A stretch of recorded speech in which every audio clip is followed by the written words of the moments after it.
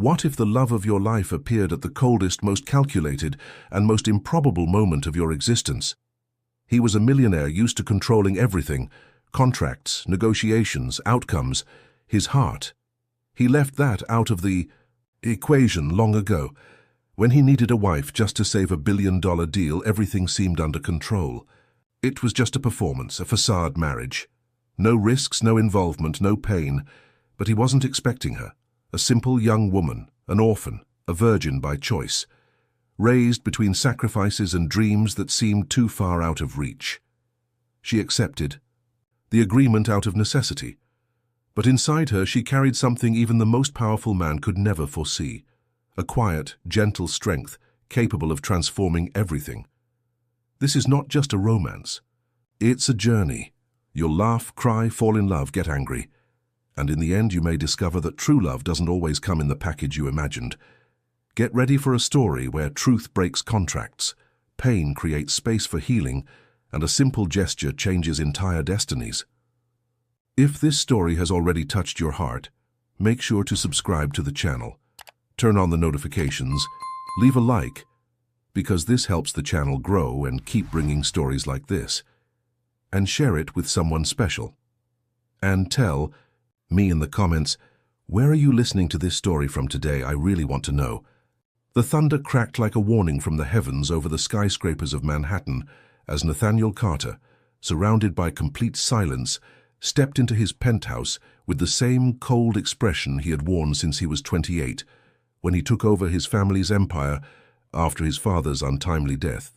The clock read almost 11 p.m., but for him, the day was far from over.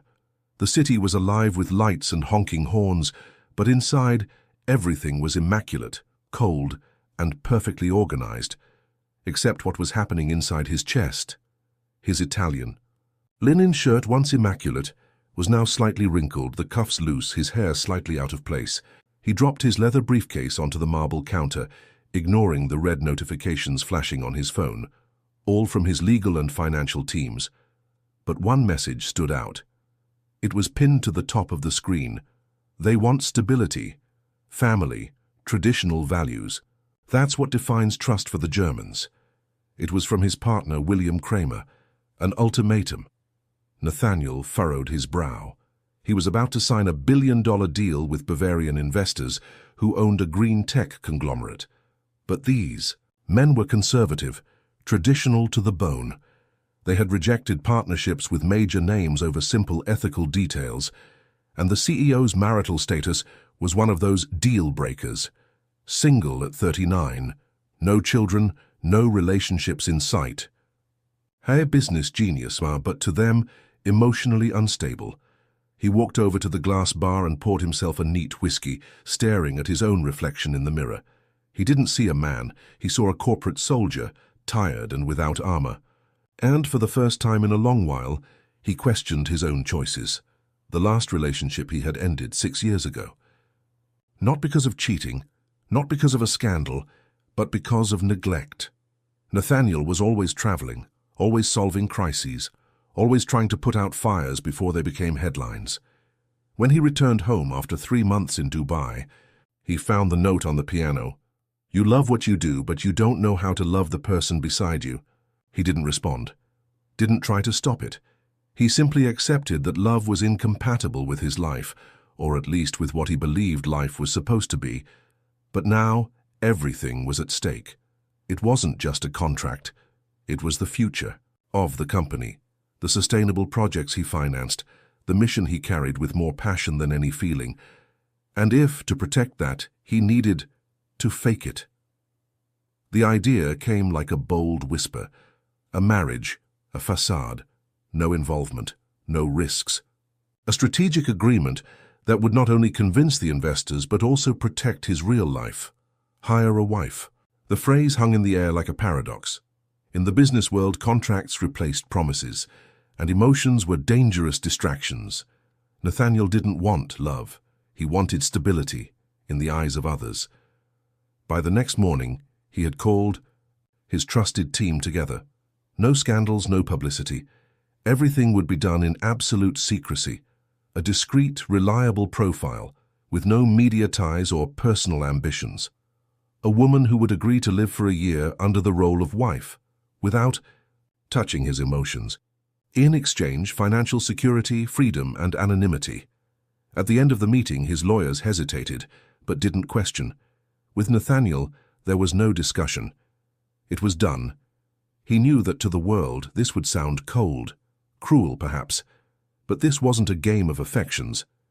It was a chessboard of strategies, and he was a master at winning. However, that night, as he looked out at the cloudy sky of Manhattan through the massive glass wall of his penthouse, something inside him shifted. Maybe it was the storm. Maybe it was just fatigue. Or maybe it was an old voice, long forgotten since childhood, whispering that pretending to live a life could be more dangerous than living an incomplete one. He took a deep breath, ran his hand through his hair, and took the last sip of his whiskey. The plan was underway, and with it, a secret gear had been set in motion, the one that moves not only contracts, but the most unexpected hearts. That night, unknowingly, Nathaniel Carter initiated an agreement that would change his life. Not because of the billions, but because of a young woman who didn't even know his name, and she was about to appear in his life, not as a pawn in the game, but as the only one capable of dismantling the entire board. Brooklyn woke slowly that cloudy autumn morning. The smell of freshly brewed coffee mixed with the subtle scent of buttered bread toasting on the bakery grill across the street. Grace Mitchell, as always, was already up.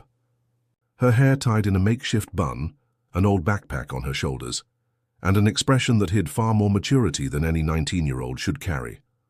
While many young people her age got lost in social media or love dilemmas, she had been facing the real world since early on, and the real world for her was always a little more grey than colourful.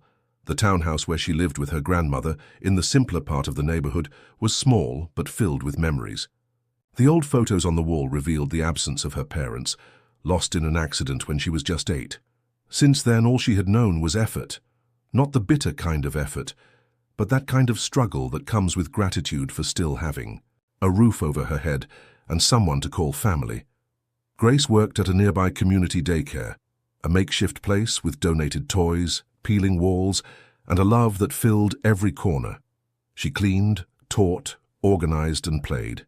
She was always the first to arrive and the last to leave, but she never complained. Her smile came easily, especially when one of the kids ran toward her calling Aunt Grace with hands full of paint. Inside, however, she carried a weariness that her youthful face barely disguised. The overdue bills, her grandmother's slow decline, the rising rent, and the dream of college, growing farther and farther away. She wanted to become a teacher, yes, but how could she pay the tuition? How could she take care of the house, the grandmother, the kids, everything? And still study? It was in this quietly desperate situation that the unexpected knocked on her door. That afternoon, while sweeping the daycare's entrance, a black car, discreet and sleek, stopped across the street. A man stepped out, tall, neatly dressed, in a suit, his demeanor too polite for such a simple neighborhood. He walked across the street with measured steps and a slight smile. "Grace Mitchell?" he asked, pulling out a business card with the logo of a company she had never heard of. She nodded, wary. He continued, his voice firm but gentle. "I work for a private corporation. We've been instructed to find a young woman with your profile, responsible, discreet, and trustworthy. We would like to make you a job offer, a well-paid contract." Grace raised an eyebrow, her heart quickening with suspicion. It sounded strange and she knew it, but at the same time, there was something in the way he spoke, as if each word had been chosen with careful precision. "What kind of job?" she asked, trying to keep her voice steady. "I can't go into details here, but if you're willing to listen, I can schedule a formal meeting at the company's headquarters. No commitment. Just listen." The card felt heavy in her hand. The name William Bradford, Executive Relations, came with an address in Manhattan and a direct phone number. Very professional, far outside her reality. Grace didn't respond immediately. She glanced across the street, where one of the kids waited for her with a colorful drawing in hand. A purple heart, and a little figure in a blue dress, with Aunt Gussie written on it. She smiled. And in that smile there was a decision that had not yet been made, but was already pulsing inside her. That night, she told her grandmother about the proposal. Mrs. Mitchell, though fragile, still had sharp eyes. "Don't like this story, it sounds risky," she said, covering her legs with a blanket. "But you're smart, my dear. If you decide to go, go with your eyes wide open and your heart steady." Grace hesitated, but the word college echoed like a call. Maybe it was her only chance to break the cycle. 2 days later, she rode for the first time in the mirrored elevator of a Manhattan skyscraper. The Carter and Hawthorne headquarters was a world apart. Shiny glass, receptionists with practiced smiles, and a silence that resembled a luxury church. On the 42nd floor, she was received in a spacious room with a view that cut across the city's horizon, fresh flowers on the conference table, lemon water, and a contract, still sealed, waiting for her. But what caught her attention most was the man who walked in a few minutes later. Imposing, yes, handsome too, but there was something in his eyes, a mix of power and loneliness. It was Nathaniel Carter, and he looked at her with a care that she didn't immediately understand. "Miss Mitchell," he began bluntly, "I'll be direct. I need a wife. For 1 year, a fake one. It's an agreement, a role, nothing more. You'll have comfort, privacy, and freedom. In exchange, you just need to accompany me to events and appear happy by my side." Her eyes widened. The world seemed to slow down. A marriage contract? A facade? It was crazy. But at the same time, it was real. What he offered wasn't just money. It was a chance to change everything, to help her grandmother, to study, to breathe. Grace didn't respond right away. But her look, firm, though trembling, was already starting to say what her heart was struggling to accept. And Nathaniel noticed, because in that silent moment, their world started moving in the same direction, even if for completely different reasons. She just didn't know yet that this contract hid far more than cold clauses. It hid a destiny neither of them could predict. The conference room at Carter and Hawthorne was made of silence and elegance. No background music, no unnecessary sounds. Just the faint ticking of an analog wall clock, almost a reminder that inside, even time was measured with precision. Grace sat at the white marble table, where a closed contract awaited her like a sealed puzzle. There was sparkling water, meticulously cut fruits, and a tablet with slides ready to be shown. But nothing was as intimidating as the man sitting across from her. Nathaniel Carter wore a dark grey suit and an expression that seemed carved from stone. He didn't smile, but he wasn't hostile either. His gaze was direct, almost clinical. "Before anything else, Miss Mitchell, I want you to know, you can refuse. No consequences." His voice was firm, but there was a strange gentleness in it, as if he knew how absurd the proposal he was about to make sounded. Grace swallowed hard. Her hands were cold. What was she doing here? What exactly was she about to hear? "I need a wife," he said, as casually as if he were asking for a coffee. She blinked. She thought she must have heard wrong. "Excuse me?" Nathaniel rested his elbows on the table and intertwined his fingers. "A marriage contract. Just formal. No emotional ties. No intimacy. The goal is strictly professional.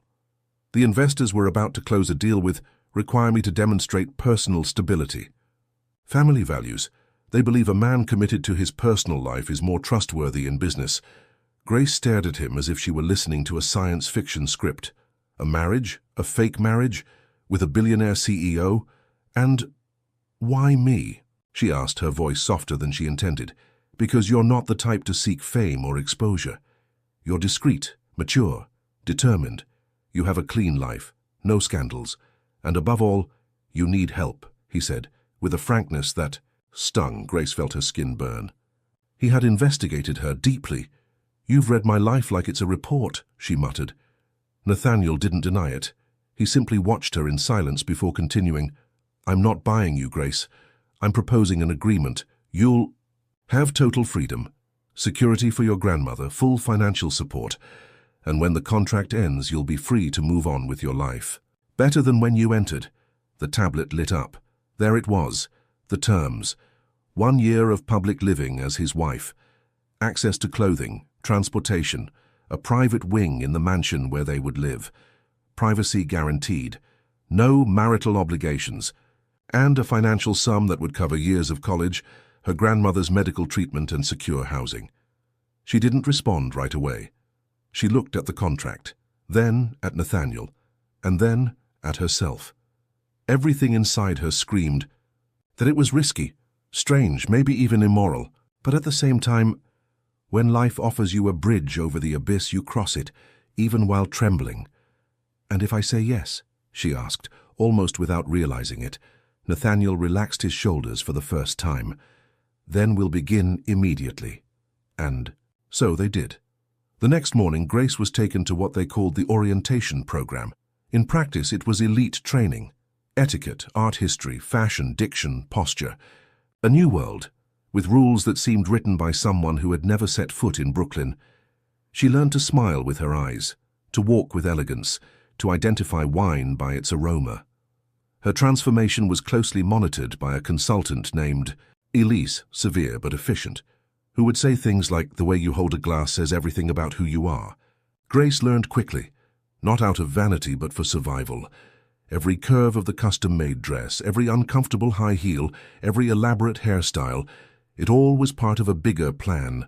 A plan where her real identity was like a secret locked in an old diary. On the outside, she was becoming a lady. On the inside, she was still the girl who hid her savings in her grandmother's cookie jar. Nathaniel only saw her from afar. They met during the breaks in her training, in quick meetings to align speeches, schedule dates, the official version of their story, how they met, where they fell in love, how they decided to get married. All false. But it all had to sound real. "I don't need you to love me," he said in one of these meetings. "I just need people to believe that you could." The phrase stayed with Grace like an annoying song. Because even without intention, it touched something she couldn't name. By the 3rd week, they received the rings. White gold, discreet. Nathaniel took hers and slid it onto her left ring finger with ease. No extra touch, no gesture out of protocol. But in that silent moment, a chill ran down Grace's spine. It was official. She was to be Mrs. Carter, a fake wife. But with everything happening for real, the ceremony was scheduled. On the California coast, intimate, reserved, no kiss, just rehearsed words and calculated flashes. And still, something inside her began to move. Something neither she nor he knew how to control. The wind blew gently over the cliffs of the California coast, carrying with it the salty scent of the sea and an elegant stillness that only discreet luxury can offer. The scene looked like something from a magazine. White flowers, carefully intertwined. In golden arches, chairs aligned with almost military precision, and an altar set against the horizon, as if the sky itself were the only reliable witness to this union. Grace looked stunning. The silk dress with long sleeves and a delicate neckline fell like a whisper over her body. The makeup was subtle, enhancing her serenity more than her beauty, but what truly stood out was her gaze, steady, serene, almost unshakable. She didn't look like a bride in love. She looked like a woman about to cross a minefield with elegance and courage. Nathaniel, on the other hand, was the image of control. Perfectly tailored suit, erect posture, distant gaze. In his eyes there was no charm nor anxiety, only calculation. The marriage was part of the plan, a necessary step, a chess move. Few guests, no family, only executives, lawyers, and 2 hired bridesmaids. Everything meticulously planned to seem intimate but formal enough. Discreet flashes, subtle filming, no emotions on display. The officiant read the vows with a solemn voice. Grace simply repeated them. Nathaniel did the same. When it came time for the kiss, there was a brief silence. They weren't required to seal the "I do" with lips. And they didn't. They simply exchanged a light protocol handshake and a look that said far more than either of them intended. That night, they flew back to New York in silence. On the private jet, Grace looked out the window, while the wedding dress, now carefully folded beside her, seemed heavier than ever. Upon arriving at the mansion in Manhattan, they were greeted by staff who knew exactly what to do. The driver carried their bags. The housekeeper showed Grace to the wing of the house that would now be hers, a whole hallway separated from the master suite. There was a private garden, a personal library, a custom-made walk-in closet, and a breathtaking view of Central Park. "This is your space. You can decorate it however you like," Nathaniel said, with the nonchalance of someone handing over the keys to a rental car. Grace simply nodded. She was exhausted, emotionally numb. This house was more of a museum than a home. Everything was beautiful, everything was clean, everything was lifeless. The first days of their marriage were silent. They only met at public events, rehearsed interviews, formal dinners, and during those moments Grace played her role to perfection. She was friendly, appropriately witty, attentive to Nathaniel's gestures, as if she had been molded for this world. New York's elite were intrigued. Who was this mysterious young woman with soft manners and an authentic smile, winning over businessmen with her humility and intelligence? She wasn't a socialite, not a model. She was different. And that in itself was captivating. Nathaniel watched it all carefully. He hadn't expected Grace to be so good at the role. Nor had he expected her presence to create such unexpected ripples in the environment he had controlled so carefully. But at home, everything was silent. Brief conversations, polite gestures, nothing more. Grace, despite the new world, kept her, soul-anchored in her roots.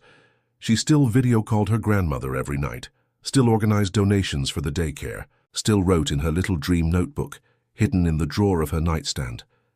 Nathaniel, in turn, threw himself into work as usual. But from time to time, his eyes would wander into the emptiness, remembering the way Grace had looked at him, not with admiration nor fear, but with a strange honesty that unsettled him. One of those days after a charity dinner, she tripped on her heel as she got out of the car. He instinctively caught her by the waist, a quick gesture, an accidental touch, but intense. They both stopped for a second, eyes locked. Silence. "Thank you," she said, stepping back. "Be careful," he replied, unable to look away for a few seconds longer than he should have. That night, they each slept in their own corner.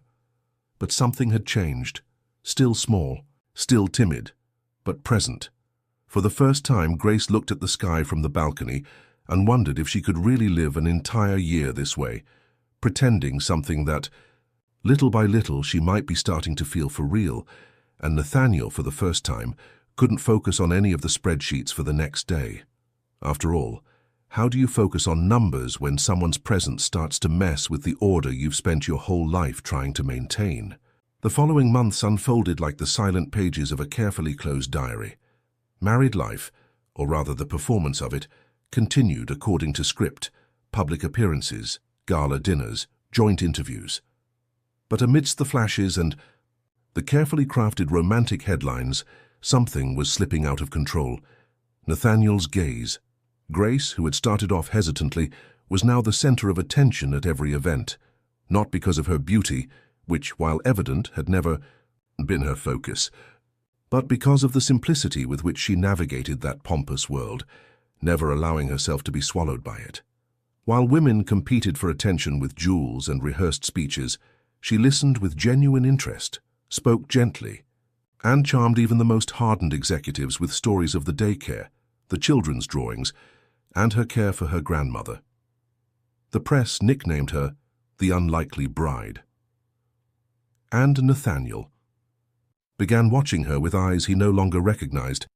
One evening, during a charity ball at the Museum of Modern Art, he saw her genuinely laughing with one of the curators. It was a light-hearted laugh, full of life, a stark contrast to the environment they were in. And at that moment, amidst champagne and pieces of art valued in the millions, Nathaniel felt something that bothered him more than any poorly written contract: jealousy. He tried to mask it. Distraction, perhaps. But his eyes kept returning to her. The way she touched people's arms when she spoke. The way she thanked each compliment with a subtle smile. The lightness that made even the elite momentarily forget their own masks.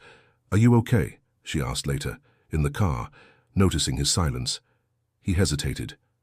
then lied. Just tired. That's all. But inside, what was exhausting him was the constant battle against something that wasn't in the contract, something he had spent his life avoiding: emotion. Everything intensified when they traveled together to Frankfurt, Germany. It was the last step before the final signing with the investors. The presence of the wife was crucial. Nathaniel wouldn't admit it, but he was nervous. It was the most delicate negotiation of his career, and at the same time, the quality, most personal. Grace prepared as always, elegant, composed, perfect. But it was at the welcome conference that she surprised him. While the hosts were giving their speeches, Grace discreetly approached one of the senior investors and started a conversation in fluent German. She talked about early childhood education, social initiatives in Brazil, and how Nathaniel's company could create a philanthropic branch in partnership with European foundations. Nathaniel watched from afar, almost unable to believe it. It wasn't part of the plan. She had never mentioned speaking German, and there she was talking as if she had done it her entire life. That night, he couldn't sleep. The next day, the contracts were signed with enthusiasm by the investors. Nathaniel, and Grace's smiling photo appeared in all the financial newspapers across Europe. But what he carried inside wasn't relief. It was a confusion that, for a methodical man like him, was worse than any crisis. The breaking point came one cold night on a hotel terrace. After a dinner with the Germans, Nathaniel had gone up to smoke a cigar, a habit he rarely allowed, himself. Grace appeared a few minutes later, holding a glass of wine and a fine shawl over her shoulders. "Are you really going to ruin this fresh air with smoke?" she teased, smiling. He smiled back, surprised by how much it disarmed him. "I need something to process what I saw today. You speaking German, owning that room like you were born for it." "I did an exchange program for a year when I was 16. It helped me a lot with the kids at the daycare," she replied, looking up at the night sky. "Sometimes we learn things without knowing that one day we'll use them to change our own life." He fell silent, then let out, "You impress me." Grace slowly turned her face, surprised by the sincerity. There was something different in his voice, a warmth she hadn't expected, and it was in that silence, between the distant sound of cars below and the cold breath of the breeze, that everything changed. He moved closer, almost without thinking. The wine still in his hand, the cigar forgotten in his pocket, and for an instant that defied the entire world, he pressed his lips to hers. It wasn't a theatrical kiss, nor long, but it was real, full of hesitation, surprise, and something neither of them had the courage to name. When they pulled away, both seemed lost. "This shouldn't have happened," Nathaniel whispered. Grace felt her heart pounding in her chest. Part of her wanted to run. Part of her wanted to repeat the kiss. "I know," she replied, looking away. But it did. Neither of them slept that night. The contract, until then untouchable, was now cracked, and no clause would be able to repair what that kiss had awakened. Winter began to paint the windows of the Carter mansion in shades of grey when Grace, already accustomed to the silent routine of the facade home, decided to search for a specific book in the main library. She wanted something about early childhood. Education, perhaps, to fill a solitary night with something that made sense. When she opened the lower drawer of one of the shelves, she found something that didn't belong there. It was a black folder, heavy with the discreet logo of a private intelligence company stamped on the corner. Her name, Grace Mitchell, was printed on the side. Her heart skipped a beat. She sat on the carpeted floor and, with trembling hands, opened the folder. Inside there was everything, absolutely everything: medical reports, childhood photos, bank statements, school records, work histories, even her parents' death certificates, and an old psychiatric report about her grandmother. There were also copies of old social media messages, notes about her preferences, habits, routines, handwritten comments, punctual, never had a romantic involvement, devoted to her grandmother, resilient but emotionally needy. Grace felt her stomach churn. This wasn't just a security investigation. It was an invasion. An X-ray of her soul, made before she even knew Nathaniel existed. She stood slowly, her eyes welling up, and held the folder against her chest as if holding her shattered heart. She left the library without saying a word. avoided the main hallways, walked past Elise, who asked something but didn't hear an answer. She went straight to her room, locked the door, and cried. She cried like she hadn't cried since she was 12, when she realized her parents would never return. She cried from anger, shame, and helplessness, because no matter how everything had started as a contract, she had believed, in the look, in the kiss, in the subtle transformation she saw in Nathaniel. She wanted to believe that this was becoming real, but it was all planned, calculated, scripted. She had never been a random choice. She was a selected product. The next morning, the housekeeper found the room empty. The wedding dress was still hanging in the closet, and the wedding ring rested on the desk next to a note with just 2 words, "Forgive me." Grace took a taxi to Brooklyn. She returned to the townhouse where everything was simple, and where the pain seemed more real, but at least it was hers. She sat next to her grandmother, who was sleeping in the rocking chair, and stayed there in silence, caressing the wrinkled hand that had always held her when the world fell apart. Nathaniel took 2 days to realize the emptiness she had left. On the first day, he thought it was an impulsive gesture. On the second, he felt the absence like an open wound. On the third, he went to her room and saw the ring. He read the note, and as he returned to his office, he slammed the desk with such force that the glass cracked. He tried to call, sent messages. No response. By the end of that week, he appeared personally at the Brooklyn townhouse. He was dressed simply, without security, without pomp. He seemed smaller, human.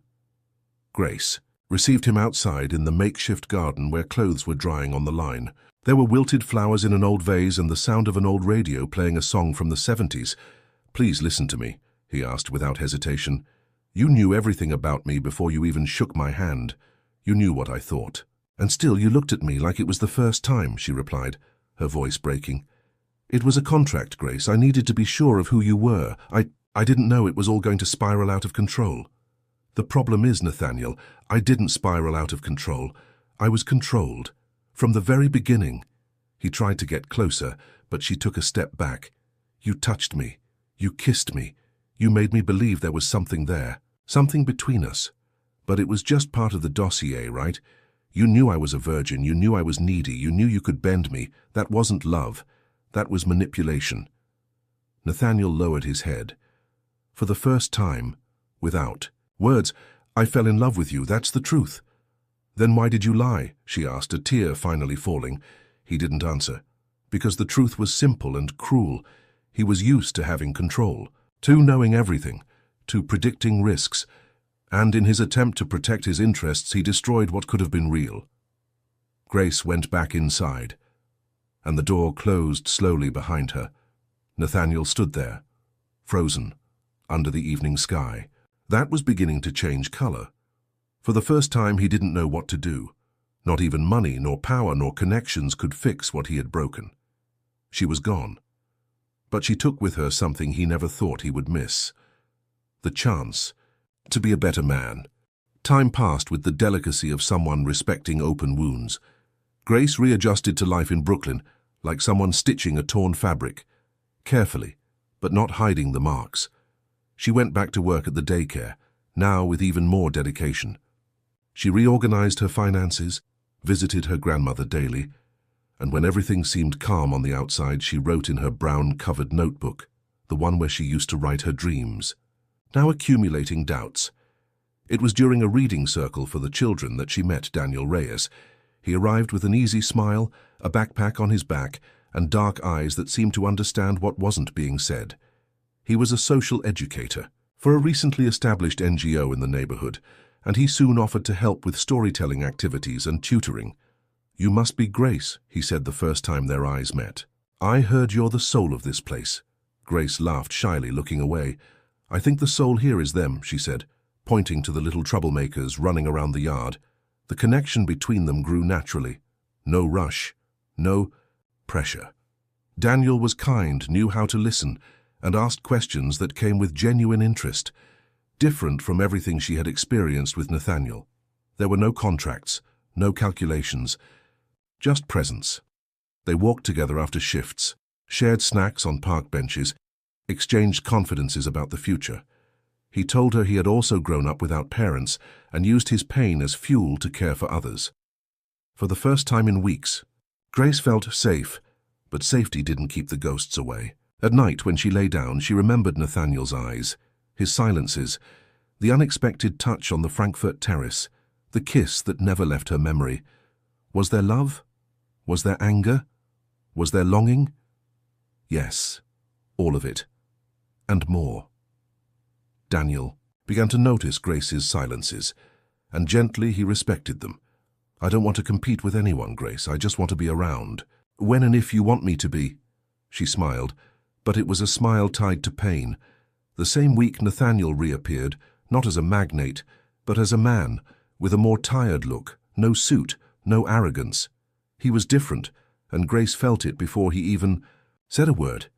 "I know I don't have the right to ask for anything," he said, standing at the gate of the daycare, "but I wanted to start over. No contract, no promises, just as someone willing to learn how to love you the right way." She looked at him for a long time, her heart torn between Daniel's light presence and Nathaniel's messy depth. "You can't erase what you've done," she said firmly, "but you can prove that you've learned from it." And he proved. Then he came back in the following days, first as a clumsy volunteer, then as someone who was beginning to blend in. He learned to serve snacks, tell stories, clean toys. He asked Daniel for help, who with admirable maturity accepted. The coexistence of the three was, to say the least, unusual, but revealing. While Grace was enchanted by Daniel's gentleness, she was also touched by Nathaniel's newly discovered vulnerability. He smiled more, listened more, allowed himself to make mistakes and laugh at them. On a rainy afternoon, while helping Grace close the daycare's warehouse, Nathaniel slipped while carrying paper boxes and fell, sitting down, laughing at himself. Grace ran to him, laughing too. "The CEO's getting rusty?" she teased. "The CEO's never used his muscles as much as in this daycare," he replied out of breath. They sat there laughing side by side on the floor, with the rain falling lightly outside. For a moment, they forgot the past. And in that moment, something between them began again. But Grace wasn't ready to decide. At home, she wrote both names in her notebook. Daniel, Nathaniel. One represented stability. The other, intensity. One offered peace, the other, passion. But which one truly knew how to touch her soul? The next evening, Daniel appeared with a simple flower and an invitation to a lecture by the NGO. "It's not a romantic dinner or anything," he said, "but it's a way to share a piece of my life with you." She accepted, and it was special. But when she got home, she found a note on the door. "I know you're getting to know another path, but if there's still room for me, I'll be at the place where everything began to change tomorrow at sunset." Grace knew, without thinking much, he would be on the hotel terrace in Frankfurt, the same place where they kissed, the same place where the contract began to crack. She stood there, frozen, note in hand, with her heart at war. What would she do? Tomorrow would come, and with it, the answer she didn't even know how to give. The sky was stained with golden and lilac hues when Nathaniel arrived at the hotel terrace in Frankfurt, just as he had promised. The city seemed to breathe differently at sunset, calmer, as if time had slowed down, just to make room for what still needed to be said. He arrived early, as always, but unlike every other time when he waited for someone with impatience that afternoon, he waited for Grace with humility. Without the certainty that she would come, without plans, without defenses. He wore jeans, a light blue shirt, and his hair was slightly tousled by the wind. His beard, once always impeccably groomed, now grew with a light disregard. He was human, simple, real. And then she appeared. Grace wore a light dress, her hair loose and an expression that blended caution with longing. She walked slowly toward him, as if crossing the last bridge between the past and what could still be the future. "I thought only in the movies someone left a note like this," she said, half smiling, half testing. "And I thought only in the movies a woman like you would look twice at a man like me," he replied without hesitation. She stopped in front of him. The breeze blew between them, but neither of them moved. "What are you doing here, Nathaniel?" He looked her in the eyes and didn't look away. trying to start over, no contract, no papers, just with what I've lacked my entire life, truth. Grace took a deep breath and he continued. When you left, I realized I had never felt someone's absence like I felt yours. Not because you filled a role, but because you showed me what it means to be whole. And I didn't know. I didn't even know I was broken. She swallowed hard. There was still pain, but there was also space to listen. I went back to the daycare. I almost knocked over a bookshelf, spilled juice on 2 kids, and found out that singing Little Butterfly takes more courage than facing a board of directors, he said, and Grace couldn't help but laugh. But I came back, and I'll keep coming back, every day if necessary. Nathaniel took something out of his pocket. It wasn't a ring, not a flower. It was a small brooch, shaped like a heart, made of paper and colored glue. Helena gave this to me today. She said I was the best snack helper. I cried in the bathroom, but no one saw. Grace laughed again, and a tear fell with it. You've changed, she said softly. No, I'm revealing myself. For the first time. In the days that followed, he remained present. He helped with the daycare tasks, learned how to cook rice, hard on the first try, mushy on the second, and started arriving before Grace just to organize the school supplies. The children adored him, and little by little the walls between them began to come down. Grace watched him carefully and cautiously. She wasn't a naive woman. She knew true love wasn't built on sunset declarations, but on daily choices, on consistency, and Nathaniel chose. Every day, without rushing, without demands.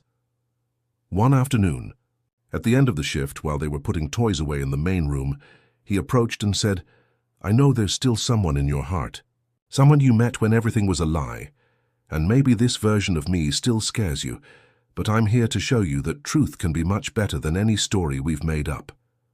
Grace took a deep breath, and for the first time, she didn't step back. You hurt me, Nathaniel, but you also touched me, and deep down I never stopped looking at you with eyes that believed there was more behind that armor. The silence between them was no longer uncomfortable. It was full of possibilities. I don't want you to choose between me and any other path. I want you to choose yourself, first. Then if there's room, I'll be there, he added. She nodded without saying anything, but her gaze said it all. The next day he didn't show up. Not because of abandonment, but because he knew it was. Her turn to look for him, if she wanted to, if she was ready. And in the late afternoon she arrived at his mansion with a simple bag in her hands. Inside there was the brown-covered notebook, and a container of homemade food she had prepared herself. So you don't forget that love starts with the little things, she said, smiling. Nathaniel hugged her, slowly, reverently, as if he knew that true new beginnings didn't need to rush. They only needed surrender. And finally, that was what they were building. While the relationship between Grace and Nathaniel blossomed with the delicacy of something finally real, a silent storm was brewing behind the scenes of high society business. And its name was Madison Blackwell, Nathaniel's ex-fiancée, daughter of one of the original investors in Carter and Hawthorne, a minority shareholder but with enough influence to cause havoc, and above all, a woman who could not stand losing, especially to someone who, in her eyes, didn't belong in that world. She never accepted the breakup, even less the fact that she had been replaced at the height of fame and beauty by a simple girl from Brooklyn. The blow to her pride was deep, and she swore that Grace would pay for it. That girl is a fraud, she would repeat, with a sharp voice and a cold smile, while hiring a team of private investigators to follow Grace's every move. She wanted something dirty, a shady past, any crack she could use to destroy her publicly. But the reports only showed the obvious. Grace was clean, transparent, honest. This only fueled Madison's rage. So she decided to manipulate the narrative. She created a fake dossier with forged documents, claiming that Grace was a professional opportunist, that she had orchestrated the entire approach to Nathaniel, even with supposed emotional blackmail and stock market manipulation evidence. The press loves a juicy twist, she said, putting on makeup in front of the mirror. Let's see if the fairy tale can withstand the fabricated truth. She scheduled a press conference, sent discreet invitations to tabloid journalists, leaked that bombshell revelations would be made about the power couple of the moment. And she even ensured live coverage from a sensationalist news network. Nathaniel found out about the movement 2 days before the conference. He was at the daycare, packing recyclable materials alongside Grace, when he received a call from a trusted reporter. "Madison is setting something big up, and you're in the crosshairs," the voice on the other end of the line said. Immediately, Nathaniel's blood ran cold. He looked at Grace, who was playing with one of the children, laughing lightly. He didn't tell her anything right away. He needed a plan, and fast. That night, locked in his office, he gathered his legal team, press officer, and 2 company advisors. Some suggested filing for an injunction. Others said to ignore it and let Madison sink on her own. But Nathaniel knew. This time he needed to do things differently. "I won't hide, I won't erase, and I won't defend myself with silence," he said firmly. "I'm going to tell everything the right way, with my heart." "Are you sure?" asked the press officer, surprised. "You're going to admit publicly that you hired your wife?" "I'll admit that I was too proud to understand what love was when it knocked on my door, and that now I'm no longer ashamed to say that she saved me." The press conference was scheduled for the same time as Madison's, but with a difference. He would do it live, alone, on national TV, with simultaneous broadcasts on the company's digital platforms. The morning of the broadcast, Grace still didn't know. She only received a simple note when she woke up. "Today I'm going to do what I should have done from the beginning. Wait for me." She watched the broadcast from the daycare room, with the children napping in the background. In front of the cameras, Nathaniel seemed stripped of any corporate persona. No suit, no rehearsed speech, just him. "A year ago, I made a decision based on fear. Fear of losing a contract, of seeming vulnerable, of not being enough for a world that demands constant perfection. So, I did something unthinkable. I proposed a fake marriage to a real woman." He paused, took a deep breath, continued. "But what started as an act turned out to be the truest thing I've ever lived. Grace Mitchell isn't just my wife. She's the reason I became a better man. She never manipulated me, never asked for anything. I'm the one who begged her to walk beside me, even with my heart in pieces." The journalists, shocked, didn't ask questions. It was as if the whole world was just listening. "If anyone should be questioned, let it be me. And if this costs me my reputation, my contracts, my applause, so be it. But I will not allow an honest woman to be destroyed because of my past." Madison's press conference was cancelled minutes later. The news was no longer about her. Grace turned off the TV in silence. She was crying, but it was a new kind of cry, of relief, of pride. That afternoon, she went to the company building. Nathaniel was coming down the stairs, surrounded by reporters and security. When he saw her, he stopped, and the whole world stopped with him. She walked up to him, ignoring the cameras, microphones, and whispers. "There's only one thing that can erase a lie told out of fear," she said, her voice steady. "The truth told with courage," he finished, and then she kissed him, right there, in front of everyone, but more importantly, in front of herself, because at last, that love was no longer hidden, nor conditioned. It was, for the first time, free. In the days following Nathaniel's statement, the world reacted as it does when faced with an unexpected truth, first with shock, then with disbelief, and finally, with empathy. The internet, which so often destroys reputations in a matter of hours, fell silent to listen. The press, which usually extracted scandals from whispered rumors, this time had to report the opposite, a scandal undone by courage. And Madison Blackwell, realizing that the narrative was slipping out of her, Hans withdrew her accusations and vanished from the radar. No press conference, no revenge, no applause. But what really mattered wasn't in the headlines. It was in the comforting silence of the daycare, in the smiles of the Brooklyn residents as they recognized Nathaniel on the streets, and above all, it was in Grace's eyes when, for the first time, she looked at him without any doubts between them. The reconstruction didn't happen overnight, but when two hearts decide together to start over from scratch, life seems to conspire in their favor. Nathaniel returned to work. Yes, but at a different pace. He reduced his office hours, created a foundation to support early childhood education, and discreetly began undoing the old habits of control and solitude that had defined him. Even the company advisors noticed there was something lighter about his presence, something more human. Grace, for her part, resumed her studies. She enrolled in night classes for early childhood education with the same worn backpack she had always carried, refusing to forget who she was and where she came from. And during her free afternoons, she helped organize the creation of a new space, the Grace Carter Institute, a free educational center for children in vulnerable situations. There was no more contract, no clauses, no limits.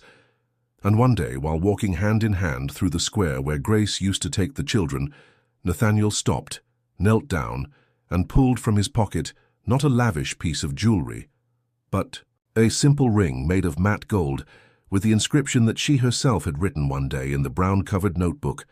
"Love isn't signed, it's chosen." "This time, sir, it's not an agreement. It's a proposal," he said with tear-filled eyes. "Grace Mitchell, will you marry me for love, for everything, for us?"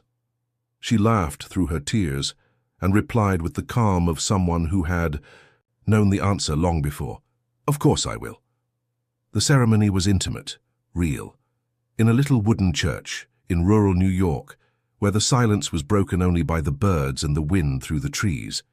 There were no important guests, no celebrities, only true friends, daycare staff, some neighbors, and the children who ran between the benches, throwing petals before the bride's entrance. Grace wore a simple dress, handmade by a lady from the community. Nathaniel, a light-colored suit with a small paper heart pinned to the lapel, the same one little Helena had given him months before.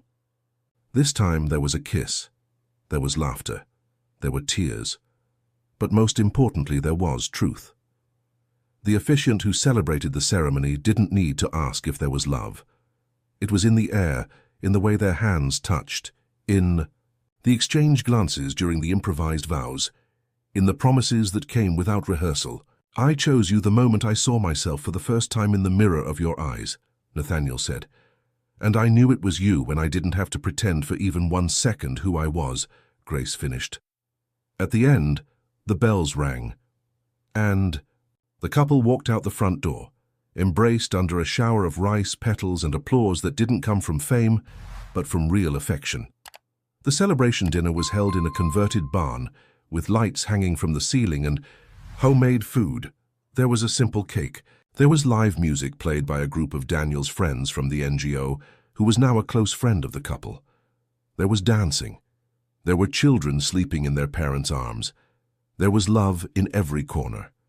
And at the end of the night, as the starry sky covered everything with its veil of eternity, Nathaniel and Grace danced alone in the center of the empty hall.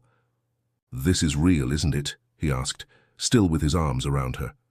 "So real it even scares me. But it's ours, and no one can take it away," Grace whispered. The moon seemed to smile from above, and what began as a fake contract ended as a love without masks, without demands, without guarantees, just with surrender. The honeymoon wasn't in Paris, not in the Maldives. Nathaniel offered the world, but Grace chose something more intimate, a wooden cabin by a lake in upstate New York, a place with the scent of the woods, of bread baking in the oven, and of time slowing down. A place where love could finally breathe without masks. There, for the first time, they were together without contracts, without suspicions, without hurry. The first night was delicate, almost silent. There was no urgency. Just hands meeting with respect, gazes lingering without shame, words spoken between kisses and sighs. Grace, who for so long had kept her body and heart as a form of protection, now undressed with confidence, and Nathaniel, who for so long had associated touch with control, discovered the value of surrender. It wasn't perfect. It was real. It was love, finally lived in its entirety. The next morning he made coffee while she read, wrapped in a plaid blanket. They laughed at simple things, cooked together, made plans scribbled on napkins. And between one hug and another, they decided that this new phase needed a purpose beyond just the two of them. "I want to turn everything we've lived into something that can reach other children," said Grace, stirring sugar into her tea. So none of them has to pretend to be someone else just to survive. Nathaniel nodded, his eyes filled. Let's create an institute, in your name. But with the spirit of the daycare where it all began. Grace Carter Institute? She joked. Strong name. The name of the woman who taught me what love is. And thus, the project was born. In the following weeks back in the city, they began meetings, visiting land sites, making the first sketches of what would become a space of care, education, and transformation for children in vulnerable situations. The old daycare was incorporated into the new project, and the staff was retained, now with better conditions, infrastructure, and professional support. Grace made sure to participate in every detail. She didn't want to be just a name on the facade. She wanted to be present.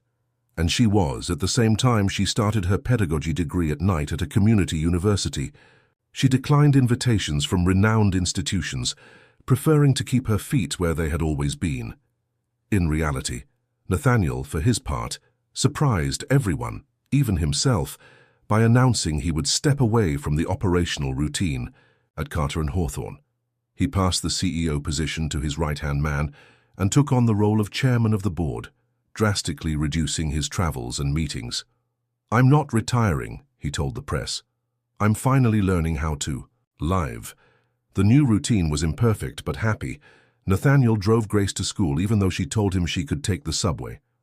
He would wait in the car, sometimes reading reports, sometimes just thinking about how that love changed him every day. On weekends, they welcomed friends from the community for simple dinners, full of stories and laughter. They cooked together, messed up recipes, had picnics in the park, and learned to plant herbs on the balcony.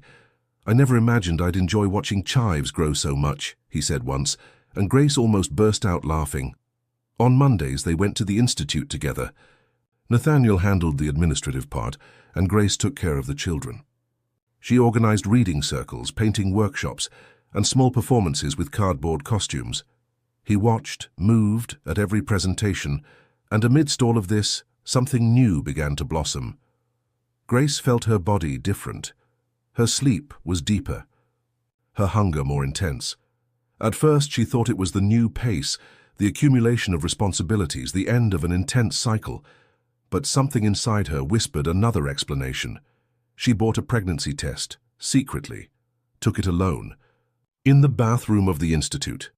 And there, in front of the reflection in the foggy mirror, she saw the 2 pink lines appear, positive. She sat down slowly on the floor, hands on her still flat belly, and cried. She cried from surprise, from joy, from fear, from everything, all at once that night. She told Nathaniel, "I was going to wait, make a special dinner, but I can't keep this just to myself," she said, nervous, holding the test as if holding a star. He looked at it, then he looked at her, and then he smiled. A smile that had nothing left of the man he used to be. It was a boy's smile, a father's smile, someone who finally understood that love isn't what you promise, it's what you build. He knelt down, kissed her belly, and whispered, "Welcome to the most imperfect and happy home you could have chosen." Autumn arrived with golden leaves and a fresh breeze, covering the sidewalks of New York with a carpet of warm colors. It was Grace's favorite season, perhaps because it always seemed like a perfect metaphor for new beginnings. Old leaves, falling to make way for the new. That morning, the scent of cinnamon and freshly baked bread filled the house as Nathaniel prepared coffee, distracted, softly humming a children's song he had learned from the kids at the institute. Grace watched him from the kitchen doorway, her eyes welling up, her hands resting on her belly. There was something different inside her, and it wasn't just physical. It was as if the entire universe was rearranging itself. "You're acting strange today," he commented, turning toward her with the cup in hand. "Strange in a beautiful way, but strange." She laughed, and the laugh was shaky. "I have something to tell you," she said, pulling him by the hand. They went to the sofa in the living room. Nathaniel sat down, confused. Grace picked up the small box she had left there earlier. Inside there was no jewelry, just a pair of white wool baby shoes and a pregnancy test with 2 clearly visible pink lines. He looked, and didn't understand at first. Then he looked at her, and everything made sense. His reaction wasn't loud, not theatrical. It was deep. He brought his hands to his face and cried. He cried like someone receiving a gift they never dared to ask for, like someone rediscovering a part of themselves they thought was lost, and then he hugged her tightly, as if holding on to their future. "Are we going to be parents?" he asked, his voice incredulous, almost childlike. Grace nodded, her eyes shining. "I'm 20, you're almost 40, we're improbable, but yes, we are." Nathaniel laughed through his tears. "So that's it? Now we're 3. The following days were filled with an almost absurd sweetness. Nathaniel researched everything about pregnancy. He bought books, asked the mothers at the institute, took notes in a little notebook of his own. He, who had always been rational and methodical, now got emotional over ultrasounds, got lost in the aisles of the pharmacy, and melted with every change in Grace's body.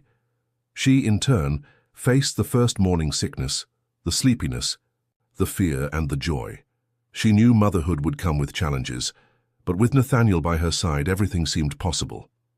They talked about names, planned the nursery, read children's stories before bed, as if the baby could already hear them.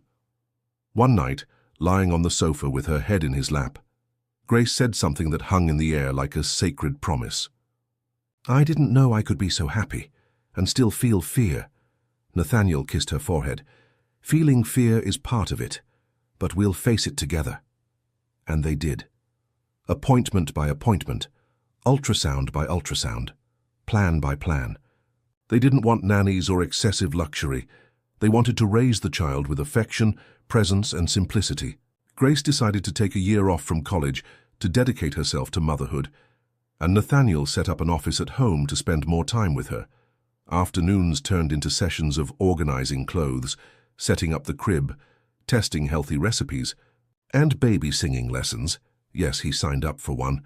Sundays were filled with slow walks, photos of the growing belly, and made-up stories about the personality of the little one who, little by little, was taking over their lives. But the most beautiful thing was in the invisible, in the way Nathaniel looked at her when she slept, in how he spoke to her belly, calling the baby Little Miracle, and in how Grace, even exhausted, always smiled when he wrapped her in a long hug as if to say, "We're here together." They didn't yet know if it would be a boy or a girl, but they already knew that this baby had arrived with a silent mission to complete what their love had begun to heal. The day Sophia was born seemed to have been written by divine hands. The sun broke through the clouds at the exact moment she cried for the first time, strong, intense, with a sound that pierced Nathaniel's chest and melted the last piece of armor he had left. Grace, exhausted and in tears, held her daughter in her arms as if holding her own destiny.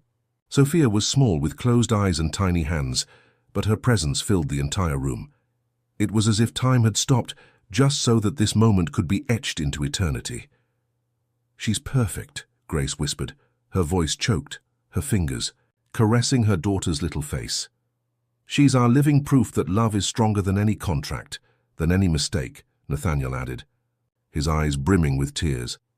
They spent the first months as parents with that chaotic mixture of love, exhaustion, and discoveries. The sleepless nights, the unexpected cries, the clumsy diaper changes. Everything was new, and everything was precious. The house now smelled of warm milk, the sound of giggles and the constant movement of toys scattered across the floor. But there was peace. There was meaning. 2 years passed since that day, and little Sophia Carter now ran through the garden of the institute with the same enthusiasm of a butterfly newly freed. She wore a light lilac dress, white socks, and a golden bow in her curly hair. Her laughter was unmistakable, light, contagious, free. The birthday party was set up in the Institute's yard, decorated with wildflowers, handmade bunting, and tables full of simple but lovingly made sweets. The children from the project danced, the educators told stories, and the parents, emotional, took pictures as if those achievements were their own as well. Grace walked among the guests like someone who belonged in that place. Nothing about her resembled the shy young woman from Brooklyn. Her eyes now carried firmness, her voice loving authority. She was respected, admired, and deeply loved. "Director Grace, is there going to be a play today?" asked a 5-year-old boy, pulling on her hand with enthusiasm. "Yes, and you're going to be the dragon, okay?" "Yes!" he shouted, running back to the group. Nathaniel watched the scene from the entrance of the hall. He wore dark jeans, a white shirt rolled up at the sleeves, and a badge that read Father of the Birthday Girl. He had a glass of juice in his hand and a wide smile on his face. Nothing about him resembled the ruthless CEO from before. Now he was just a fulfilled man, and deeply grateful. He walked over to Grace, put his arm around her shoulders, and whispered, "2 years? And she already runs the whole garden." "She inherited that from her father," Grace replied, laughing, "but with a touch of my stubbornness." They both laughed. And for a moment, they just watched Sophia dancing, holding hands with the other children, as if she already knew that this was her place in the world. The Grace Carter Institute, by this time, was much more than a social project. It was a living mission. It had expanded to 3 units, with dozens of professionals caring for children at risk, offering not only education but also shelter, food, art, music, and most importantly, dignity. And it all started with a contract that should never have, turned into love, with a lie that became truth. With 2 unlikely souls that, when they met, began a new story, not just a story of romance, but of purpose. That night, after the party ended, with the balloons slowly deflating and the wind blowing, through the empty benches, Nathaniel and Grace sat on the stairs at the entrance of the institute. Sophia was asleep in her mother's arms, exhausted from playing. "It still feels like a dream," he said, looking at the building illuminated by the dim light from the porch. "It's not a dream," Grace replied, gently caressing their daughter's hair. "It's what happens when we stop running from what we feel." Nathaniel took her hand and kissed it, with the same tenderness of someone who knows they've finally found home. "If someone had told me years ago that I would find everything I was looking for in a daycare assistant from Brooklyn, you would have had her investigated," she finished, laughing softly. "And I would have discovered that she was the most extraordinary woman who ever passed through my life." The silence that followed wasn't empty. It was a full silence of memories, of gratitude, of roots.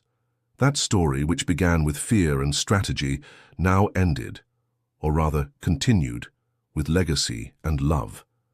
Because the real happy ending isn't in the marriage, nor in the birth, nor in the party. It's in building day by day a love that transforms and remains.